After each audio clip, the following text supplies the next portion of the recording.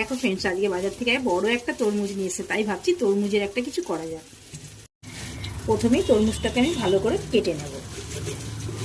এই দেখো তরমুজটা কত সুন্দর লাল।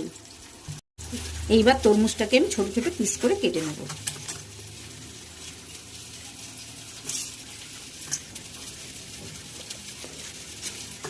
এত বড় তরমুজ, তাই ঠিকভাবে কাটতেও পারছি না। এবার তরমুজটাকে ছোট ছোট পিস করে কেটে নেব।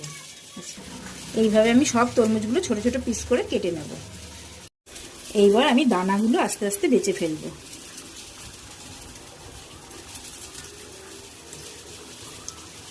এইবার আমি একটা মিক্সি বলে এই তরমুজগুলো সব দিয়ে দেবো। এইবার আমি এর মধ্যে দিয়ে দেবো কটা পুদিনা পাতা। এইবার আমি মিক্সিটা চালিয়ে এটাকে জুস করে নেব। এইবার এইটাকে আমি ছেঁকে নেব। এইবার আমি এর মধ্যে দিয়ে দেবো কিছুটা সিডস। এটা আমি আগে থাকতে ভিজিয়ে রেখেছিলাম। এইবার দিয়ে দেবো তরমুজের জুসটা।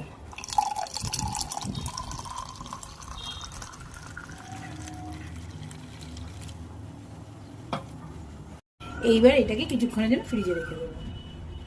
এইবার এটা ফ্রিজ থেকে বার করেছি, এটা একটু ঠান্ডা হয়ে গেছে। এইবার এটাকে আমি সুন্দর করে গার্নিশিং করে নেব।